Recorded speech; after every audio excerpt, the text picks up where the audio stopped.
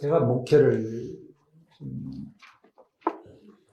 75년도에 안수를 받았으니까 지금 몇 년이죠?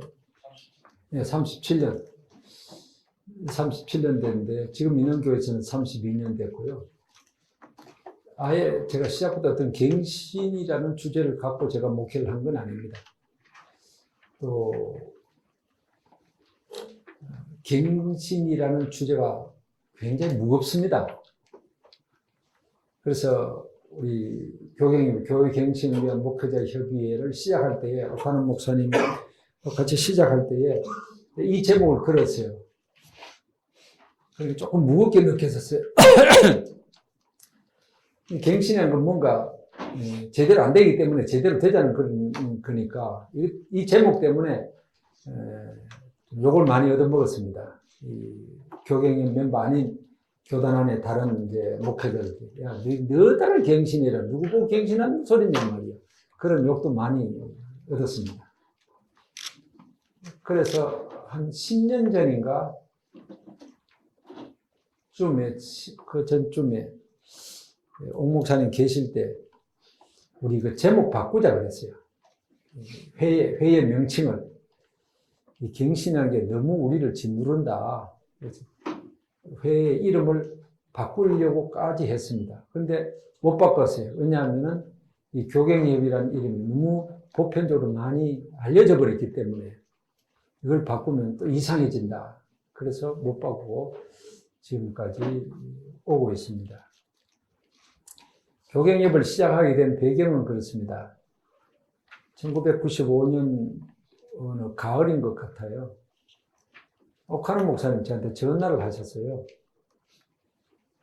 물론 옥 목사님을 저도 조금 알고 있고 옥 목사님도 저도 조금 알고 있고 그러나 어떤 개인적인 뭐 전화를 한다거나 개인적으로 만나거나 뭐 어떤 교제를 나누는 관계는 아니었습니다. 근데 전화를 하셔서 좀 보자는 거예요. 그래서 갔죠. 사랑의 교회. 그러니까 이제 이런 주제를 이야기하시는 거예요. 이거 교회 갱신 운동을 같이 할 수 없겠느냐. 그래서 왜 그러십니까? 하니까 교단을 봐라. 다 썩었는데 이거 그냥 둬가 되겠는가? 아니 목사님은 평생 사랑의 교회 하나만 알고 제자 훈련만 했지 언제 뭐 교단에 관심을 가진 적이 있습니까? 사실은 내가 지금까지 그렇게 살아왔는데 가만히 지내보니까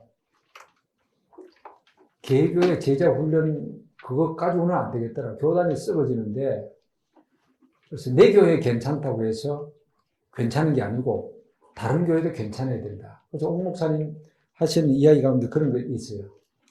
큰 호화 유람선에 제일 꼭대기층 VIP 룸에는 최고급의 만찬이 제공되어지고 그냥 클래식 선율이 흐르고 그냥 너무너무 좋은 분위기 속에서 그냥 즐기는 거예요. 근데 이제 아래층 배 밑층에는 지금 배가 구멍이 나가지고 바닷물이 들어오고 침몰해 가는 거예요.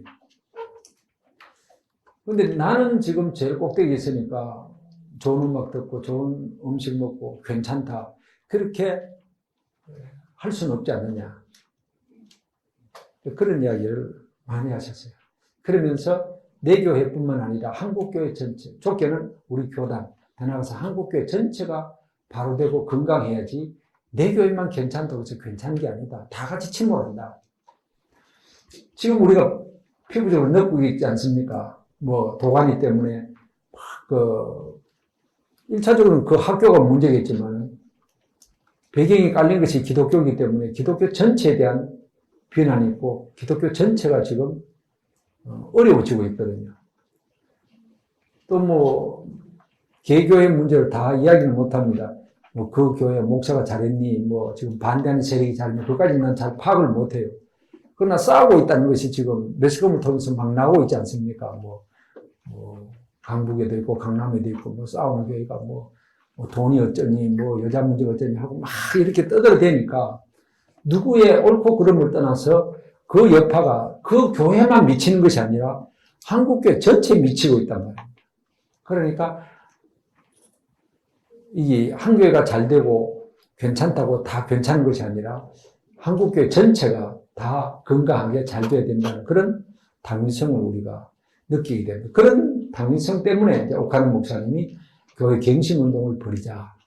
그렇게 저한테 제안이 왔어요. 그래서 내가 어떻게 나하고 이걸 할 생각 했었습니까? 물었어요. 물으니까 제가 우리 교단 기독신문 기관지에 글을 요즘은 잘 안 씁니다. 요즘은 뭐 쓰라 소리도 잘 안 하고 또 쓰라 해도 지금 제가 안 씁니다. 왜냐하면 글이 무뎌졌어요.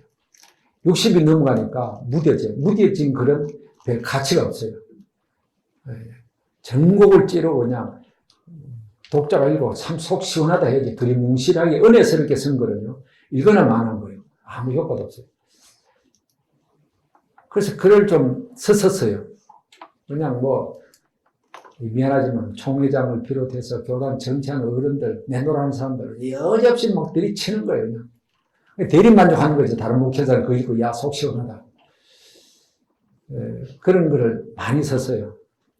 예를 들어서 옛날 총회장들 돈 쓰고 지금 제비뽑기 하지만 돈 쓰고 막 회사 할 때 지금 돌아가신 어떤 원로 한 분 목사님이 이제 총회장들이 그냥 그 총회 할 때 자리에 쭉 이제 그 성가대석에 쭉 앉아 계시는 것을 보고 그분이 하시는 말씀 내가 들었어요. 하시면 저거는 얼마짜리, 저거는 얼마짜리, 저거는 얼마짜리 요거는 몇 억짜리, 요거는 몇 억짜리, 몇 억 석을 총회장 됐다는 거예요. 이분은 왜 그래요? 이분은 굉장히 정치적이고 교단 정치에 그냥 휘젓고 다니는 분이에요. 이분 자신이. 근데 이 사람은, 이분은 총회장을 하시는 분이 아니에요. 킹이 안 되고 킹메이커를 하는데 전부 돈 돌아가는 거, 전부 돌아가는 거 다 해가지고 다 했다는 거예요. 그래서 내가 저거는 몇 억 쓰고 되고, 그 다음 좀 몇 억 쓰고 되고, 몇 억 쓰고 되고, 뭐 이런 이야기가 제가 딱 들었어요. 글로 그대로 써버렸어요, 내가. 그러니까 정경 총회장님이 기절할 노릇이죠. 저한테 뭐 항의할 수도 없고, 내가 들은 거 사실로 이야기했으니까. 찔려지는 거죠. 이제. 그런 식의 글을 썼더니, 옥 목사님 그런 걸 읽었다는 거예요. 그래서, 야, 이 친구하고 하면 뭔가 일이 되겠다 하는 생각을 가지고 이제 나하고 하자. 그런 이야기를 했어요. 그래서 같이 시작하게 되었고, 또 교회 갱신협의를 오늘까지 같이 해왔고, 이제 옥 목사님 돌아가시고 제가 맡게 되었습니다. 서두에 말씀드린 대로 갱신이라는 주제는 굉장히 무겁습니다. 목회자 자신을 굉장히 압박하는 거예요. 이것 다 풀어놓으면요, 굉장히 넓은 길로 갈 수 있습니다. 근데 이걸 딱 걸면 좁은 길을 가야 돼요. 타격은 별로 없죠. 우리 교단의 수치스러운 이야기를 자꾸 하는데, 지금 제비뽑기에서 임무는 그렇지만 뭐 다른 부서, 총신의 심지어 총장 뽑을 때도 그렇고, 이사 뽑을 때도 그렇고, 이번 총회 총무 뽑을 때도 그렇고. 하여튼, 전에는 세종대왕이 춤추는데 요새는 신사임당이 춤추고 있습니다. 희한하게 재밌는 것은요, 투표 결과를 딱 보면 돈 많이 순서대로 표가 많이 나옵니다. 희한해요. 그래서, 이거 목사장님들이 양심은 있는 모양이다. 네. 돈 받았으니까 찍어준다는 거죠. 그것도 많이 준 사람한테 줘버립니다. 이 사람한테 50만 원 받는데 다른 사람이 100만 원 주면 100만 원 준 사람 찍어버리거든요. 그래서 돈 순서대로 표가 나오는 거예요. 이번 총무도 그래 됐어요. 그런 식으로 돌아가고 있습니다. 그런데 교갱협 사람한테는 절대로 돈 안 줍니다. 접근 자체를 안 해요. 저것들한테 좋다가는 큰일 난다는 거예요. 옛날에 돈 쓰고 제비뽑기 안 하고 투표할 때는요, 돈을 막 봉투를 돌리는데요, 돈 돌린 사람들의 지령이 하나 있어요. 절대로 교갱협에 걸리지 마라. 그랬습니다. 내가 교갱이 안 할 때도 그렇습니다. 제 이야기 미안합니다. 안 할 때도 오늘 뭐 상비분과 뭔가 뭐 하는데 또 앉으니까 좀 미리 모이라 그래요. 그래서 내가 다 바쁜 일이 있어 못 갔어요. 그 총회 시작할 즈음에 떡 하니까 어떤 한 사람이 떡 오더니 봉투를 내 주머니 속에 쏙 넣는 거예요. 혹시 또 이거 뭔데 하고 또 끄집어내니까 돈이. 그래서 내가 그 사람 주머니에 다시 확 집어넣어 버렸어요. 교경협 이름 안 걸 때니까 그때는 이제 접근을 석 해본 거죠. 근데 치사잖아요.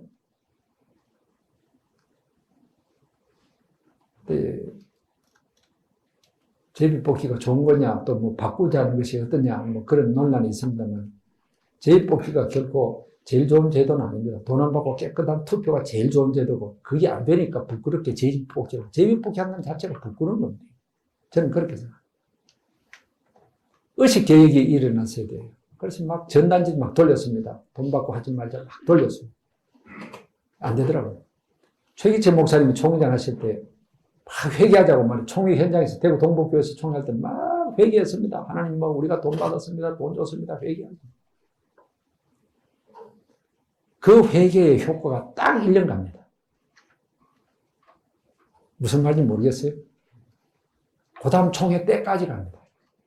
그 다음 총회는 또 반복되는 거예요. 그러니까 목사들이 돈에 대해서 자유롭지 못한 거예요. 이게 문제입니다. 교회갱신예배를 시작하면서 교회갱신의 대상을 3가지로 잡았어요. 첫째는 목회자 자신, 두 번째는 내가 섬기는 교회, 세 번째는 교단, 나아가서 한국교회. 그렇게 차려졌습니다. 오늘 이야기하고 싶은 것은 뭐 다 이야기할 수도 없고요. 목회자 자신이 바로 서는 것이 제일 중요합니다. 목회자 자신의 갱신이 제일 중요하다는 거죠. 여러분 이 책을 받으셨는데 이 책이 다 뭐 갱신에 관한 이야기는 아닙니다. 목회를 하면서 느낄 수 있는.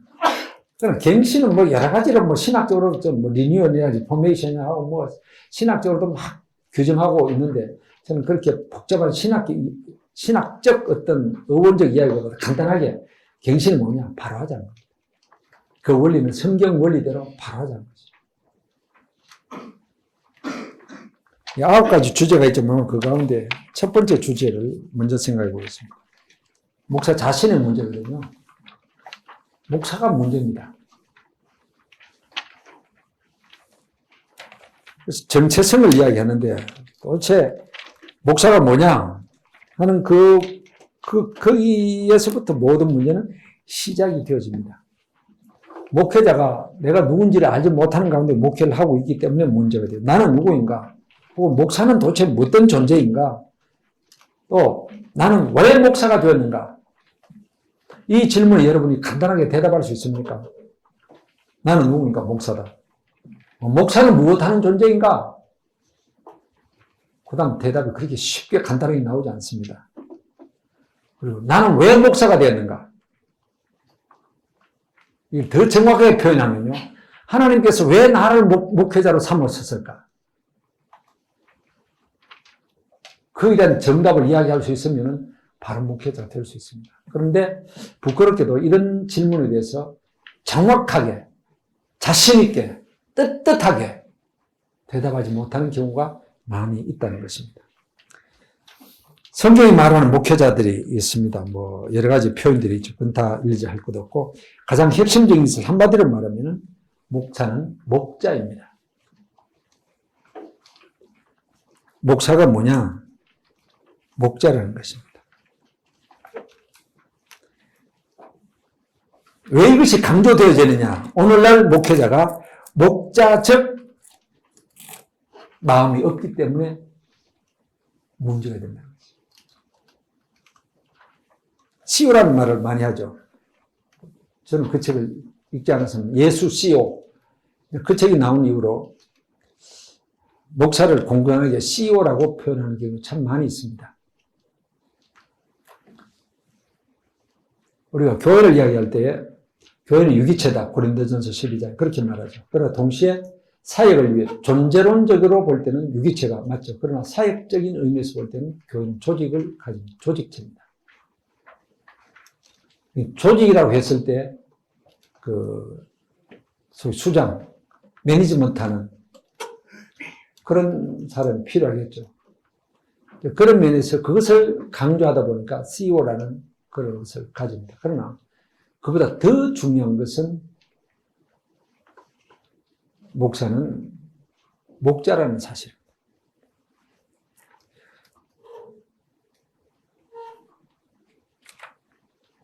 요한복음 21장에 보면은 예수님께서 부활하시고 베드로에게 그런 질문을 하시죠. 네가 나를 사랑하느냐?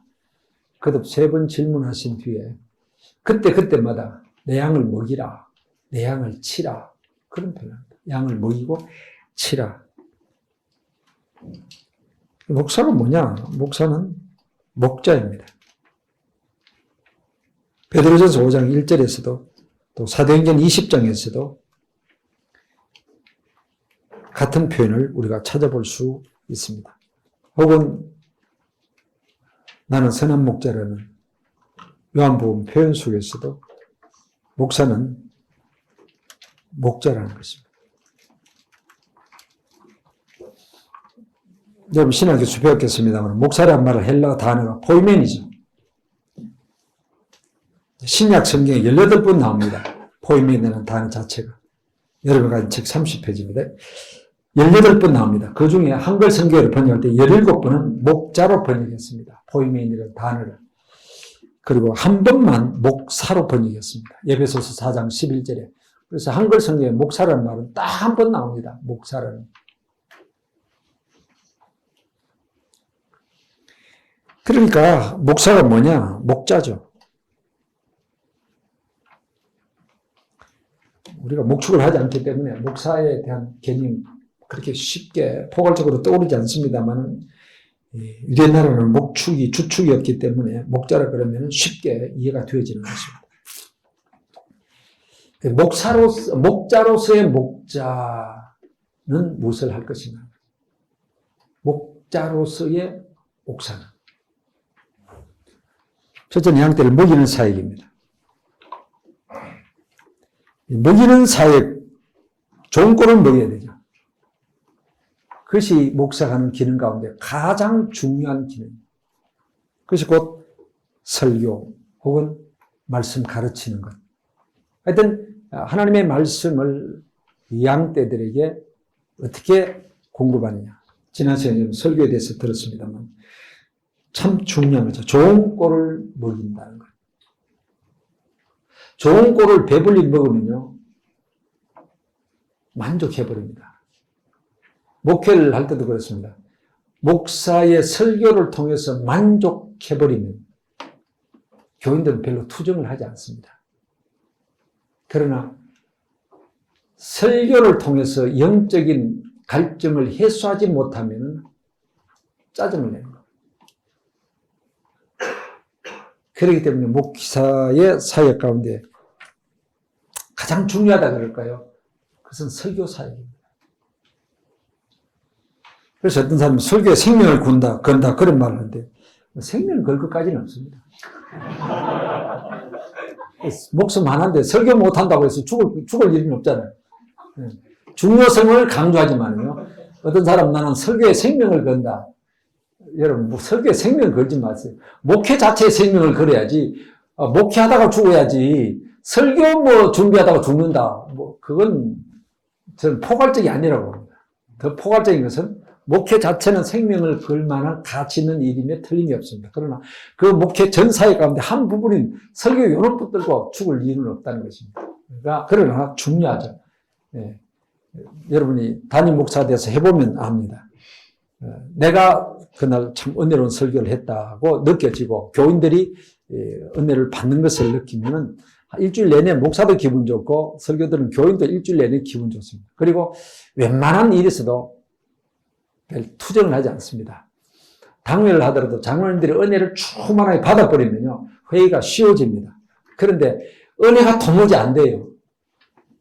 그러면 회의 건건마다 그냥 시비를 걸게 되는 것입니다. 그러니까 설교의 중요성을 목회 여러 사역 가운데 우선순위는 1번으로 두어야 됩니다. 내가 바빠서 설교 준비 못했다. 이거는 웃기는 겁니다. 이거는.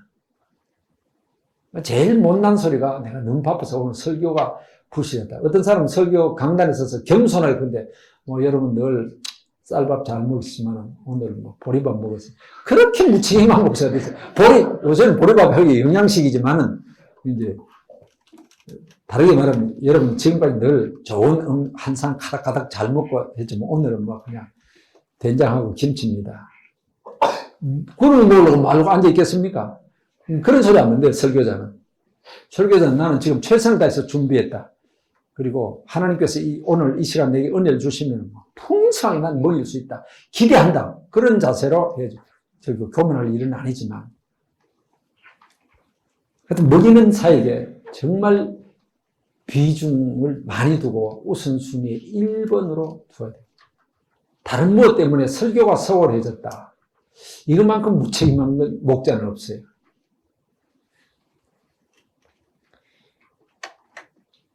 어떻게 할 것인가? 그거는 뭐 아까 지난 시간에 방법론은 여러분 들으셨으니까. 하여튼 설교를 목회사에게 최우선 순위로 두고 정말 잘 준비해요. 곽선임 목사님 그런 이야기 했어요. 설교 뭐 그렇게 힘들어 하거냐. 간단하게 대충 이렇게 해보면 잘한다. 할 수 있다 그랬어요. 그 아들이 한 말입니다. 아버지 어디 가서 그런 소리 하지 마세요. 아버지는 그렇게 쉽게 하는지 모르겠어요. 다른 사람 설교 한 편 때문에 그냥 죽을 맛입니다. 그런 소리 함부로 하지 마세요. 그렇게 했다는 이야기를 제가 들어본 적이 있습니다. 어떻게 보면 설교 준비나 설교를 하는 데서 천부적인 달란트가 있는 사람이 있습니다. 있어요. 분명히 있습니다. 말 잘하는 분이 있거든요.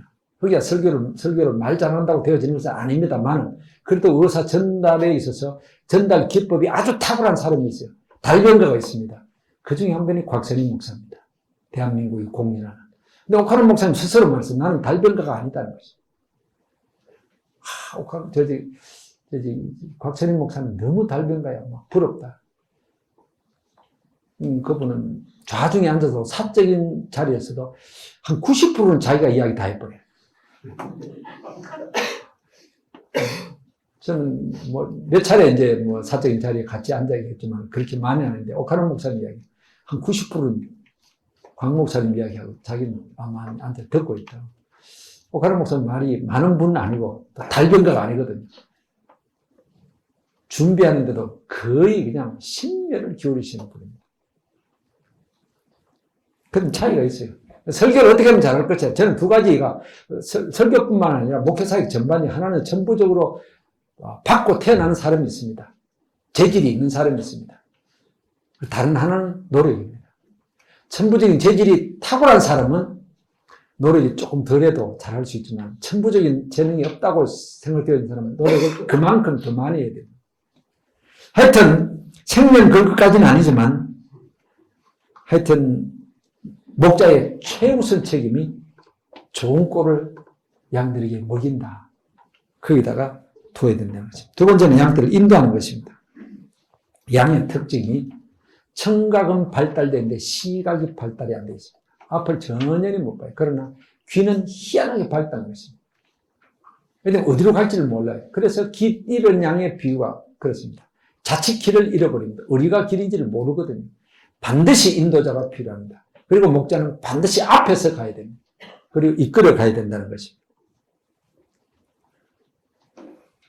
세 번째, 양떼를 보호하는 것입니다. 흉악한 이들, 시편 23편 표현대로 또 다윗이 양떼를 보호했던 흉악한 사자를 입을 찢었다, 그런 이야기를 합니다. 지금 참 양떼를 보호하는 사역도 중요한데요.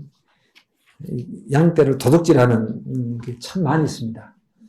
이단들, 신천지를 비롯한 이단들이 너무너무 지금 걱성을 부리고 있지 않습니까? 양떼를 훔쳐가려고 하고 있습니다. 그런 것에서부터 양떼를 지키는 일이 목자의 참 중요한 책임입니다.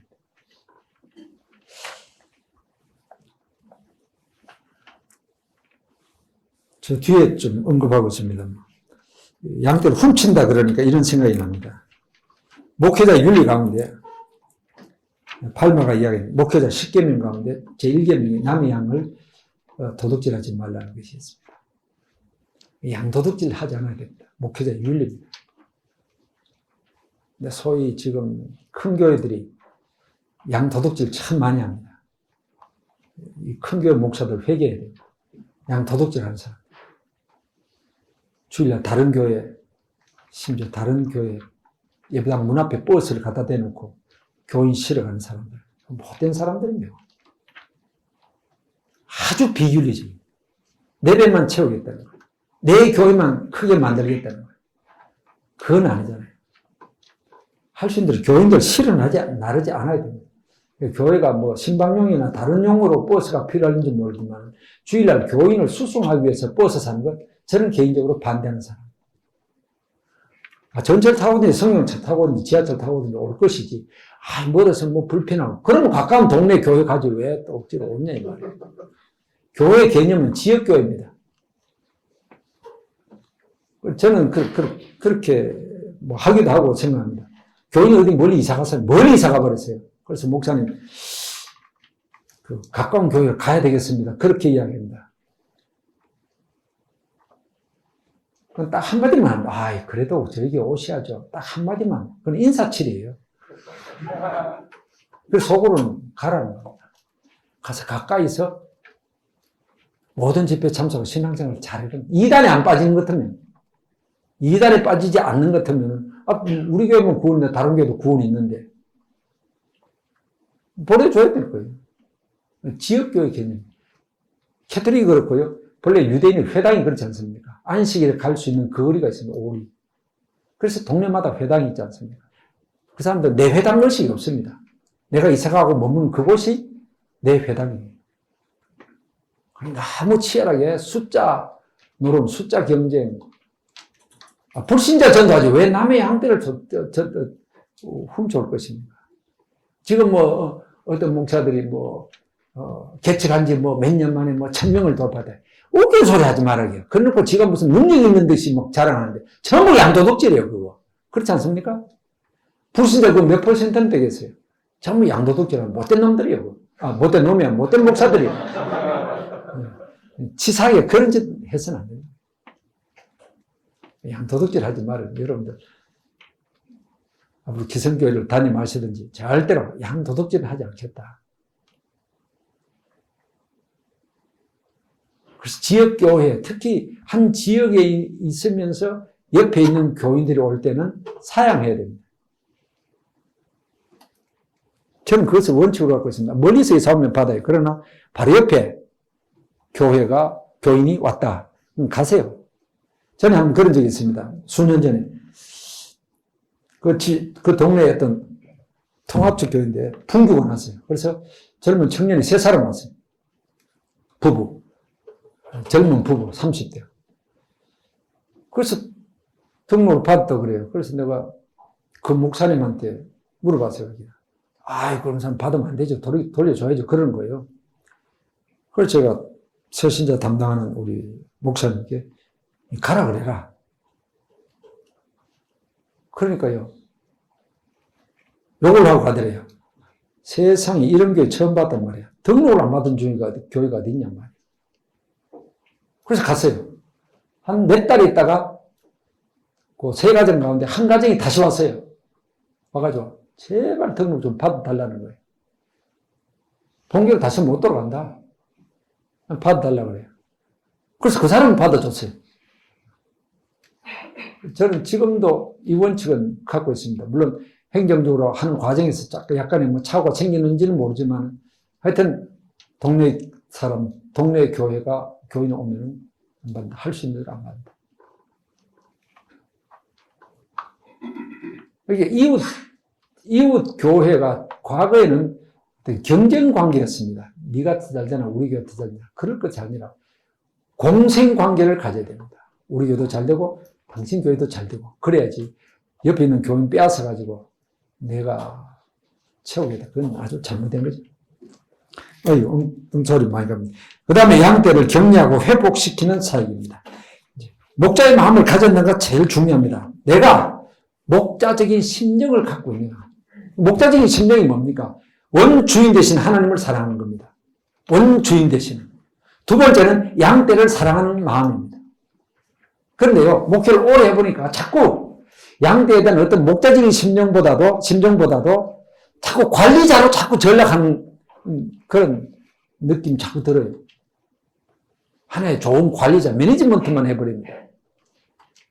여기에서 자기 자신이 깨어있도록 우리는 계속 힘을 써야 되는 것입니다.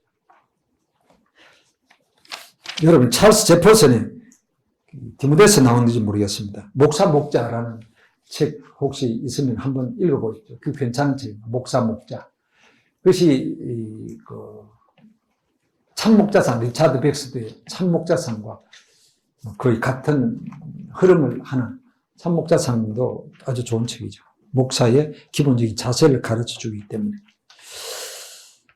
제가 작년인가 재작년인가, 크리스찬 투데이, 작년 책이네요. 2010년 3월로 내가 고든 맥도날드의 글을 보고 참 충격을 받았습니다. 새벽 3시에 걸려온 전화라는 제목이었는데, 새벽 3시에 자기가 전화 걸렸는데, 자기 아내가 지금 병원에서 거의 막 그냥 쉽게 말하면 막 그냥 발버둥, 막 발광을 한다는 것입니다. 진정제를 놔도 안 되고, 의사의 말도 안 듣고. 그런데 목사님 좀 와달라는 것입니다. 새벽 3시에 목사 자다 깨서 어떻게 했습니까? 딱처럼 이 시간 왜 내가 가야 되느냐. 혹은 이건 담당 부목사가 있는데 나는 병원 담당이 아닌데 그런 생각이 버뜩 들더라는 겁니다. 그냥 곰곰이 생각하니까 얼마나 다가졌으면 전화했겠네 해서 갔다는 거. 가보니까 그냥 죽음을 앞둔 분이 그것을 용납하지 못하고 막 앙성치고 의료진도 안 되고 남편도 안 되고 아무도 못하고. 그래서 어떡할 가다가 조용히 손잡고 시편 23편을 읽어주고 권면하고 했을 때 조용히 그것을 받아들이게 되고 이제 임종했다는 것을 하면서 과연 나는 목자적인 심령을 가졌는가, 자기 자신을 돌아본 이야기. 제가 그 이야기를 듣고 상당히 충격을 받았습니다. 왜? 나도 늘 그런 마음을 갖고 있거든요. 옛날에는 전화 코드를 제가 빼버렸습니다. 잘 때는. 왜냐하면 전화 오면 그건 초상이거든요. 그래서 요새는 뭐 코드까지 안 빼고 있습니다만. 다시 그렇게 강조합니다. 목사는 목자다. 목자적 심령을 가지고. 이것이 교회 갱신의 가장 첫 출발입니다. 교회 갱신은 목회자 갱신이거든요. 목회자 갱신이라는 것은 가장 기본적인 내가 목회자로서 하나님 앞에 어떤 존재인가. 이것을 아는 겁니다. 어떤 존재인가. 여러 가지로 표현할 수 있지만 목자적인 심정을 가져라. 목자가 되라. 이 목자가 되면 여러분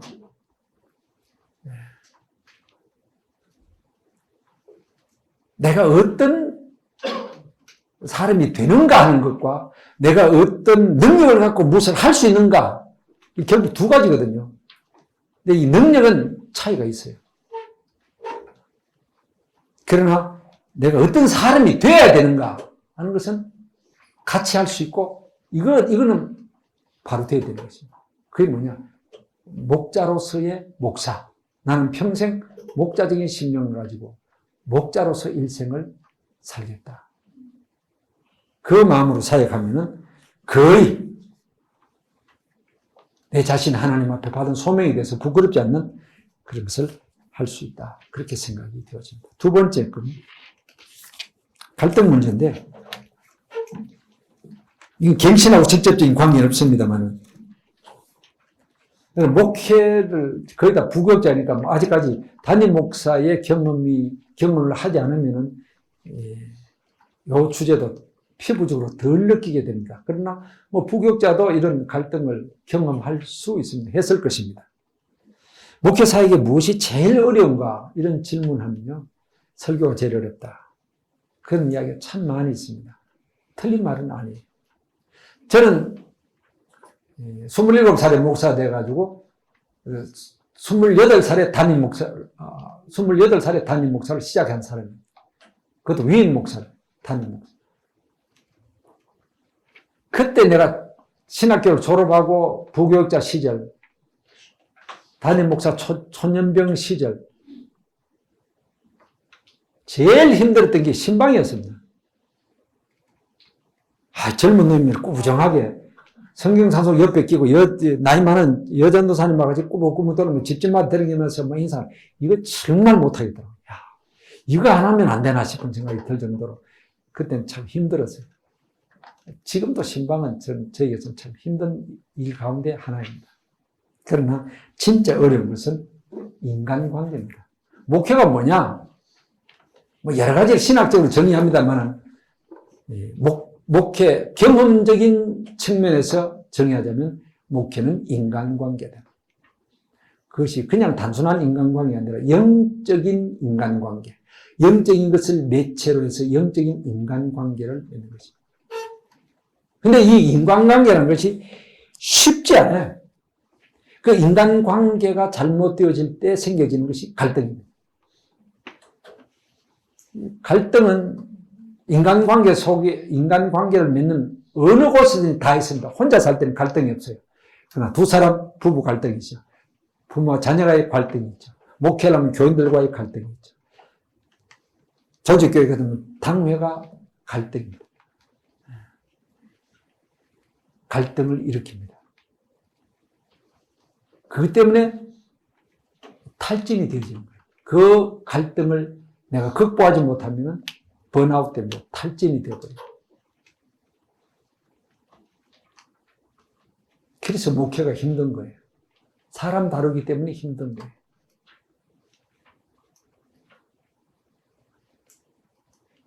근데 갈등이 있는 상태 속에서 천사의 설교를 해도 그 사람한테는 전달 안 됩니다. 그렇기 때문에 갈등이 해소되어야 되는 거죠. 근데 갈등을 목회자가 일으킬 때도 있습니다. 그건 기질 따라 그랬습니다. 44페이지 보면은 리포먼드 신학 왓슨 교수의 이야기인데 제가 이 양반한테 강의를 들으면서 참 희한하다는 거예요. 이 양반 리더십 스타일을 세 가지로 가는 거예요. 첫째는 개 같은 목사, 두 번째는 사자 같은 목사, 세 번째는 여우 같은 목사. 이렇게 갈라. 이건 진짜 희한한 분류법입니다. 뭐 리더십, 존 맥셀 뭐 비롯해서 뭐 어쩌고저쩌고 거창하게 나오는데 이 사람은 아예 솔직하게 개 같은 목사다, 사자 같은 목사다, 여우 같은 목사다. 근데 개가 나쁜 뜻이 아니고 개 같은 충직, 그저 충직한 사람. 사자 같은 것은 굉장히 공격적인 스타일의 목회자. 여우 같은 사람은 머리가 비상하게 바짝바짝 돌아가는 그런 스타일이다. 그렇게 구분한 겁니다. 근데 한국에 와서 내가 물어봤습니다. 목회자들은. 어떤 스타일의 목회자가 제일 좋습니까? 전부 개 같은 목사가 제일 좋다는 거예요. 충직성. 그러나 개 같은 목사는 일을 추내지 못합니다. 전진하지를 못합니다. 교회를 끌어가지를 못합니다.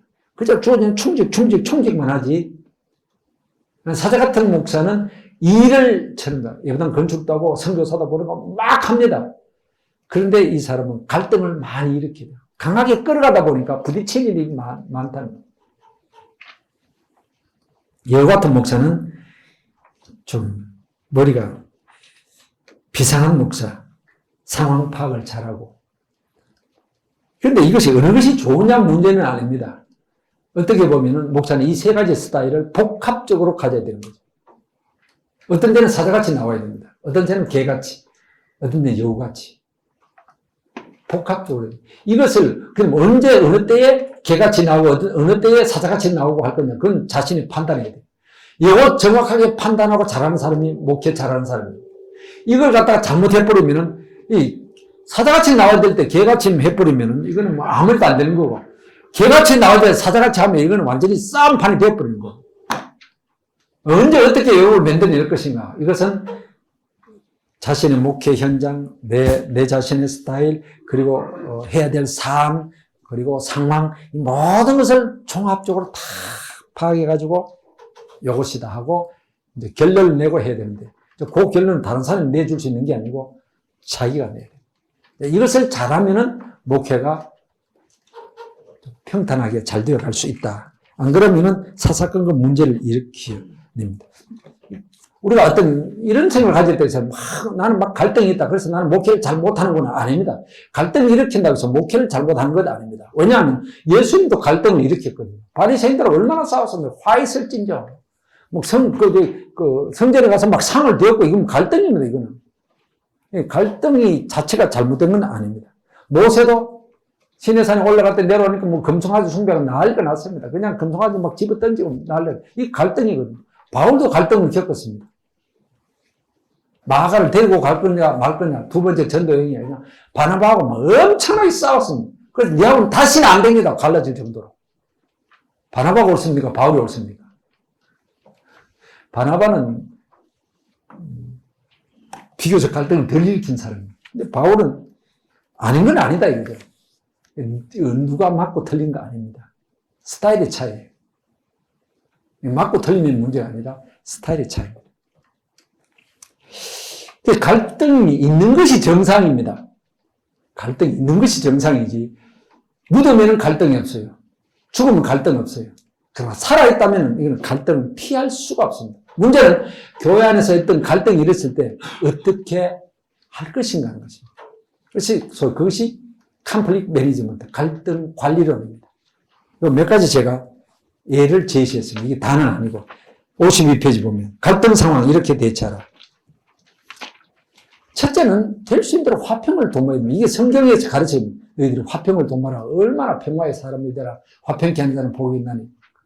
될 수 있는 대로 화평을 도모해야 됩니다. 목사 스스로가 문제를 일으키고 싸움 걸고 할 필요는 없죠. 그냥 화평을 도모해야 됩니다. 어떻게 하면 화평을, 갈등이 생겼다. 화해를 팍 도모를 해야 됩니다. 그래서 야곱이 형과의 갈등이 있지 않습니까? 창세기 32장에 보면 갈등이 엄청났거든요. 20년 전에 원수를 갚겨도 형이 딱 기다리고 있습니다. 야곱이 어떻게 합니까? 한편으로 기도하지만 한편은 어떻게 했습니까? 선물을 보낸 겁니다. 선물을 보냈어요. 선물을 통해서 형의 마음을 풀어보겠다. 소금 묻는 놈이 물 캔다고요. 뭐라도 하나 받으면 사람이 그렇게 됩니다. 그냥. 한명수 목사님 이야기입니다. 한명수 목사님은 옛날에 한 30년 전에 제가 그 글을 읽었으니까 자기는 연말 때마다 성탄절 앞두고 꼭 통닭을 장로님들한테 한 마리씩 다 돌렸다. 그런 이야기. 그런데 내가 속으로 참 어른한테 미안해. 별 미친 당하네. 이랬어요. 푼다고 장로들한테 통닭을 돌려. 그러면서 그분이 이야기는 그거예요. 선물하면 장로들이 마음이 부드러워진다. 소금 묻는 물 캔다는 거예요. 그 뒤로 연말 당회하면 아주 부드러워진다. 그런 이야기. 한때는 그렇게 했던 모양입니다. 그분도. 화평을 도모하는 방법입니다. 그럴 수 있어요. 내하고 아주 그냥 어떤 장로님 막 그냥 엄청난 갈등 속에서 뭐 원수시한다. 하나의 극약 처방입니다. 1대1로 만나가지고 식사하면서 넥타이 하나 선물 딱 해보십시오. 목사님이 왜 넥타이 선물을 주시고 이러고. 그다음부터는 그렇게 안 달아들 겁니다. 그럴 수도 있다는 것이 늘 그 방법을 쓰라는 것은 아닙니다. 하여튼 화평을 어떻게 하면 도모할 수 있는가? 화해의 길을 찾아야 됩니다. 두 번째는 대화. 대화가 안 되면 갈등이 생깁니다. 대화가 안 된다. 대화가 돼야 돼요.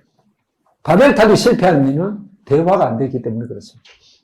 언어가 혼잡해서 말이 안 되거든요. 말이 안 통한다. 혹시 장로님들 가운데서 우리 목사님 말이 안 통해 이러면 진짜 곤란합니다. 목사님 생각이 우리 장로님 아무개는 말이 안 통해. 이거 곤란합니다. 소통이 돼야 돼요. 대화를 해야 돼요. 세 번째는 갈등을 증폭시키라 하는 말이 있습니다. 마태복음 23장에 보면 예수님의 방법입니다. 갈등을 증폭시킵니다. 에스컬레이션 해버렸어요.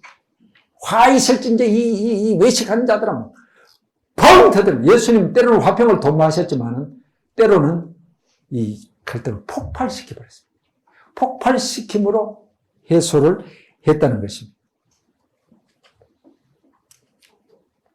네 번째는 후퇴하고 양보하라. 아브라함과 롯이 갈등이 생겼습니다. 그래서 아브라함이 양보했습니다. 그러면 갈등이 없어집니다. 근데 아브라함이 내가 좋은 것을 차지할 테니까 내가 나쁜 곳으로 가라 했다면 더 큰 갈등이 생겼을 것입니다. 양보해야 돼요. 목사가 목회하다 보면 양보해야 될 일이 있습니다. 진리 문제는 생명을 걸어야 됩니다. 아닌 건 아니다. 그러나 진리 문제가 아닌 경우는 목사 자신을 너무 절대화시키지 마십시오. 내 의견이 절대로 맞다. 목사는 그런 생각을 많이 갖습니다. 장로들은 기도도 안 해보고 말이야. 나는 이걸 기도하고 얼마나 많이 생각했는데 말이야. 안 끝내는 거 다 반대를 해 말이야. 막 비난하는데 그럴 것 아닙니다.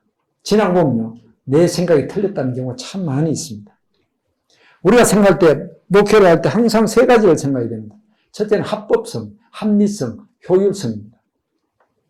어떤 일을 하든지 교회를 끌어갈 때 이게 법에 맞느냐를 생각해야 됩니다. 법에 틀린 짓 하면 안 됩니다. 두 번째는 합리성, 이치에 맞느냐 이겁니다. 상식적으로 맞느냐 이 말이에요. 세 번째는 효율성, 이것이 정말 효과가 있는 일이냐는 거죠. 합법성은 성경 원리에 맞느냐 이렇게 볼 수도 있습니다. 그러나 이 문제 아니고 두 번째, 세 번째는 사람마다 생각이 달라질 수 있어요. 근데 목사를 절대화시키는 것이 문제입니다. 과감하게 양보할 수 있어요. 그래야 갈등이 없어진다는 사실. 네, 다섯 번째는 정면으로 대립해야 됩니다. 예수님 마태복음 21장에서 보면 정면 대립이다. 그건 뭐냐? 성전 정결 사건입니다. 대립했습니다. 대립하자면은 꼭 한 가지 필요한 것이 있습니다. 힘이 있어야 됩니다. 파워가 있어요. 예수님은 성전 정결 사건을 일으킬 때 힘이 있었습니다. 우리가 교회 안에서 목회를 하다가 어떤 정면으로 딱 대립해야 될 일이 있을 때는 힘이 있어야 됩니다. 내가 힘 없으면 아예 하지를 말아야 돼요. 내가 상대방을 제압할 수 있는 힘이 있다. 그럴 때 정면 대립하는 것이지. 힘도 없는데 대립했다가는 망하는 겁니다. 그건. 그 힘이 뭐냐? 예를 들어 영적인 힘. 영적으로 막 굉장히 강한 그 영적인 힘에 의해서 상대방이 압도될 정도가 그 힘이 있느냐? 그러면 됩니다. 물론 말씀의 능력이나 기도의 힘이 있거나 어떤 종류든지 힘이 있을 때 설 수 있습니다. 힘 없으면 아예 두 손 바짝 떨어요. 제 전임 목사님의 이야기를 하나 해보고 싶습니다. 제 전임 목사님 돌아가셔서 카나다 이민 가시면서 제게 이제 목회를 물려주셨는데 제가 오기 전에 있었던 사건입니다. 안수 집사들이 중심이 돼가지고 장학회를 하나 만들었어요. 12인회. 12사람이 모여가지고. 그래서 매달 한 번씩 모여가지고 규약도 만들고 한 달에 한 번씩 모여가 식사하고 교제하고 또 돈을 내가지고 그 돈 가지고 중고등학생들에게 이제 장학금을 주는 그런 정말 좋은 모임이죠. 그러나 교회 안에는 비공식 조직은 절대로 안 됩니다. 어떤 경우든지 공식적인 조직 외에는. 비공식 조직이 매주 모이고 규약이 있고 돈을 모으고 사업을 한다. 이거는 안 되는 거죠. 장기적으로 보면 그건 교회 공조직의 암적인 존재가 됩니다. 여기 이제 담임 목사님한테 딱 들린 거예요. 목사님이 대표를 회장을 불렀어요. 이런 모임이 있다면요. 여기 있습니다. 해체하시오. 그러니까 이분이 회장이 가가지고 이제 그 회를 다 모아놓고, 아이, 목사님 우리 모임을 알았는데, 해체하라 그런다. 그러니까 12명이 막 반발하고 난리면 우리가 뭘 잘못했다고 말이야. 우리가 언제 해친 게 있냔 말이야. 돈 모아가 불우한 아이들 장학금 도와주고 말이야. 우리가 교제를 하고 교회를 위한 것이 교회를 해친 거 막 반발이 막 일어나요. 그래서 회장이 또 목사님 다시 왔네. 와가지고 목사님, 해체 못하겠습니다. 회원들이 다 반발해가지고 못한다 그런다. 이때 이제 목사가 판단을 해야 돼. 이걸 갖다가 그냥 묵인할 것인가, 그러면 깰 것인가. 깬다면 어떻게 깰 것인가. 이 목사님 딱 깨야 된다는 원칙을 딱 가지신 거예요. 그래. 딱 선나기를. 이번 주간적으로 안 깨면 다음 주일 낮 예배 시간에 12명 몽땅 다 처리해버린다. 이 소식을 또 다시 돌아간 거예요. 그래서, 야, 목사님이 이번 주일 다 처리해버린데, 그게 막 부두부 이만큼 끌어오는 거예요. 그렇지만 그 치리한다는 그 힘 앞에 두 손을 든 거예요. 그래서 해체했어요. 그 얘기를 내가 들었어요. 이제 그 정도 하자면 목사의 파워가 굉장히 강한 겁니다. 웬만한 파워 가지고는 안 됩니다. 오히려 목사가 더 밀리게 됩니다. 똘똘 뭉쳐가 그냥 확 달라뜨려버리면 목사 뒤로 잡아져요. 감당을 못해요. 근데 이 여론이 파워가 워낙 강하니까 통한 거예요. 영적인 파워가 엄청났거든요. 어느 정도냐? 애들이 아프면은 그때 우리 교인들이 병원에 안 가고 사택으로 뛰어갔다고. 왜? 기도 받으면 나으니까. 그래서 실려 미성이 나면 그냥 애가 열이 펄펄 하는데 애가 열이 툭 떨어지고 설사하던 애가 설사 딱 멈춰지니까 할 말이 없는 거예요. 그만큼 영적인 파워가 강했어요. 그리고 행정적으로 그렇습니다. 권사 방해 안 해요. 그냥 임명해버리고. 집사. 그래서 그러니까 그냥 바로 목사가 그냥 정의가 선언해보는 끝이에요. 그 정도로 그냥 그게 여러분 절대 오해하지 마세요. 그게 잘한다는 뜻이 아니니까요. 그분은 그렇게 했다. 그런 식으로 하던 거 뭐 이거 깨기가 쉽죠. 딱 깨버려. 여러분 참 조심해서 함부로 깼다 그러면 그것이 튀어가지고요. 목사 다칩니다. 이제 탁 봐야 돼. 내가 이걸 과연 처리할 수 있느냐 없느냐. 그에 대한 판단이 필요합니다. 힘이 있어야 돼요. 그 다음에 여섯 번째는 갈등 관계를 그냥 유지시키라. 메인트런스 해라. 유지하고 있어라. 그것이 오히려 더 낫다. 그런 이야기입니다. 세 번째는 위기인데, 목회의 위기 다 있습니다. 모세도 위기를 겪었고요. 바울도 위기를 겪고, 책 읽어보시면 좀, 우리 교회도 나도 위기도 겪었고요. 불나서 위기를 겪고, 또 회계가 재정사고를 나서 위기를 겪고요. 그런 위기들이 다 있습니다. 그 위기를 겪으면서 제가 느껴진 것은 세 가지입니다. 첫째는 목회, 사람 의지하지 말라. 지금 저 사람이 내 편이고 나를 위해서 정말 잘하나. 그것이 장로든지 집사든지 권사든지. 저건 내 사람. 그리고 그 사람 의지하고 목회하면은 언젠가는 큰 문제에 부딪힙니다. 왜냐하면 사람은 변하기 때문에 그렇습니다. 사람 믿지 마십시오. 목회하면서. 이건 단단히 가져야 돼요. 참 입에 혀같이 놀던 장로님 어느 날 갑자기 어떤 사건이 걸리면 180도 헷가닥합니다. 그럼 막 충격을 받죠. 사람 믿지 말아요. 두 번째는 목회하면서 어떤 교인이 다른 교회 가겠다. 억지로 붙잡지 마세요. 가는 사람 잡지 말고 오는 사람 막지 말라요. 가게 두어야 됩니다. 왜? 억지로 잡았다 그러면 나중에 그 사람이 문제를 일으킵니다. 제 경험이에요. 제가 어떤 분이 정말 좋은 분이었어요. 너무너무 좋은 분이었어요. 저를 위하고 교회를 위하고 정말 그 가정 식구들은 말로 표현할 수 없을 우리 교회에서 제일 좋은 사람이었어요. 그래서 다른 교회 간다는 거예요. 깜짝 놀랐습니다. 결사적으로 붙들었어요. 결사적으로. 그래서 마음을 바꿔서 그 정착을 했어요. 근데 그 사람이 그렇게 교회 안에 큰 문제를 일으킬 줄 예전에 미처 몰랐어요. 그래서 내가 그걸 겪고 절대로 가는 사람, 아이고, 가면 됩니까? 하면 속으로는 가셔야 돼요. 가려고 한 번도 안 먹은 사람은 가게 꼭 보내줘야 됩니다. 저 사람 없으면 우리 교회 안 되는데, 에이, 천만의 말씀. 하나님의 교회는요, 어떤 한 사람이 없었다고 교회 안 되는 건 아니거든요. 저렇게 돈 많은 사람이, 그 사람 가도 다른 사람 또 들어와요. 걱정할 것도 그 사람 중심이 되지 말아야 돼요.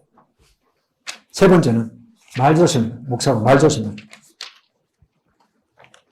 말로 망치는, 그 말은 특별히 분노의 말. 감정 조절 정말 힘듭니다. 이만큼 탁 올라올 때, 심호흡 한번 하고 이야기. 그런데 딱 올라오는 대로 그대로 쏟아내버리면요. 진짜 후회스럽습니다. 저도 우리 부교육자도 그렇죠. 어떤 데는 너긋해요, 성격이. 근데 어떤 데는 그냥 불칼이에요. 못 참아. 그런데 확 쏟아나가면 반드시 내가 후회를 해야 돼. 그게 아닌데. 말 때문에 목회 망치는 경우가 많이 있습니다. 그래서 언어에 대한 조심, 그런 것들이 필요하다 하는 사실. 그 외에 탈진 비롯해서 쭉 나오면, 이건 여러분 책 읽어보시면 되니까. 그만큼 할게요. 지루하니까.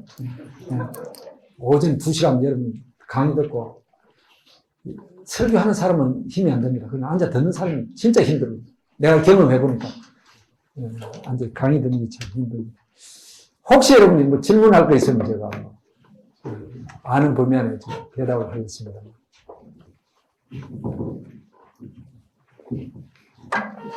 예. 5장에 보니까 자기관리라는 부분이 있더라고요. 책의 5원리, 5번째 원리의 자기관리라는 부분인데, 저는 이 부분에 대해서 좀 목사님 좀 말씀 드리고 싶습니다. 이게 새로운 일은 아니고, 제가 목사 될 때도 이제 선배 목사님 권면은 평생 목회할 때 세 가지를 조심해라.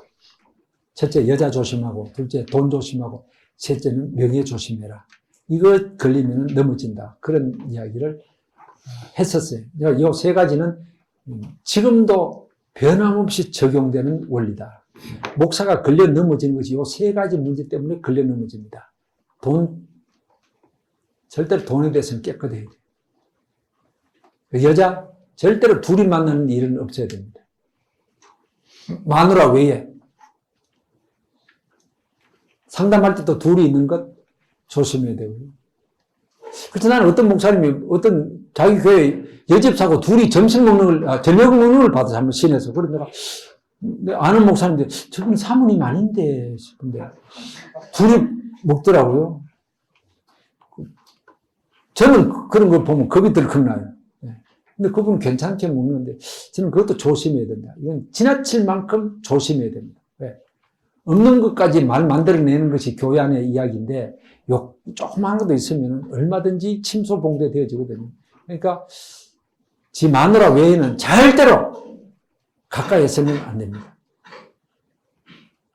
그 다음에 명예 문제는 목사가 너무 높아지려고 하는 것이 문제입니다. 최고.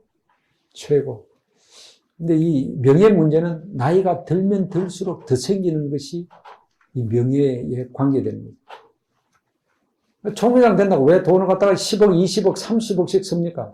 명예 문제거든요. 총회장 된다고 해서 돈 10억 안 생깁니다. 근데 왜 하느냐? 목회도 할 만큼 다 했고, 은퇴하기 전에 총회장이나 한번 할까? 그렇게 나옵니다. 명예를 조심은 이 세 가지가 제대로 관리되어야 되는데 정말 어려운 겁니다. 이 세 가지 다 실제적인 생활 속에서. 그러나 목회자는 마음속에 딱 다지면 이 세 가지에서부터 나는 자유로워야 되겠다. 결심하지 않으면 넘어집니다. 그게 이제 물론 이 자기 관리 방식이 굉장히 많습니다. 목회자의 시간 관리, 목회자의 건강 관리, 목회자의 가정 관리, 목회자의 설교 관리, 목회자의 무슨 관리. 그 중에 이제 경계해야 될 이 세 가지를 제가 특별히 지적한 겁니다. 여러분 조심하십시오. 앞으로 사탄이 노리고 있습니다. 이 세 가지를 가지고 노립니다. 우리 이 세 가지 가운데 하나의 약점은 다 갖고 있습니다. 근데 사탄은 우리의 약점을 알고 그 문제 가지고, 어떤 사람은 돈에 대해서는 끄떡도 안 해요. 근데 여자 문제만 걸리면 헷가닥 넘어가요. 그럼 사탄이 여자 문제 가지고 옵니다. 근데 여자 문제는 굉장히 강해요. 그런데 돈에 약한 사람이 있어요. 그럼 돈 가지고 옵니다. 이 영적인 투쟁이에요. 경계하고 싸워 이겨야 됩니다. 자기 관리에 철저해야 된다. 그런 말이에요. 네. 더 상세한 건 이제 책을 보시면 다 알 수 있습니다. 없죠? 예. 지금 맞춰도 되죠? 4시까지 하라고 했지만 제가 15분 일찍 마치면 괜찮죠? 예. 예, 기도합시다. 하나님 아버지, 예수 믿고 구원받는 축복이 엄청난데 사역자로, 목회자로 불러주신 걸 감사합니다. 그리고 돌아보면 참 자격이 없습니다. 내가 목사 될 만한 자격이 없습니다. 그럼에도 불구하고 구원하셨고, 그럼에도 불구하고 사역자로 삼아주신 것 감사합니다. 사도 바울의 고백같이 나를 능하게 하신 그리스도 예수 우리 주께 내가 감사합니다. 나를 충성되이 여겨 내게 직분을 맡기십니다. 저는 감당할 능력까지 하나님이 주신 줄로 믿습니다. 이왕의 목회자가 될 바에야 후회 없이 하나님의 세우심에 부끄럽지 않게 정말 좋은 신실한 목회자로서의 일생을 살게 하여 주옵소서. 늘 경계하고 자신을 깨워가면서 하나님과의 바른 관계를 하나님 앞에 부끄러움 없는 종으로, 교회 앞에 부끄러움 없는 종으로 사역할 수 있도록 은혜를 주시옵소서. 정말 우리 모든 우리 교육자들 앞날을 내다보면 한국 교회가 그렇게 밝지를 않습니다. 목회 환경이 그렇게 좋지를 않습니다.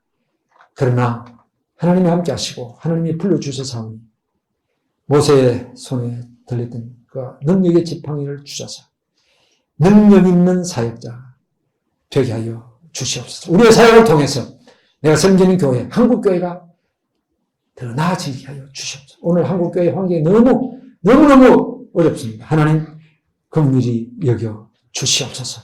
부족하다면 우리를 통해서 아름다운 하나님의 영광이 드러나게 하옵소서. 예수님의 이름으로 기도하옵나이다. 아멘.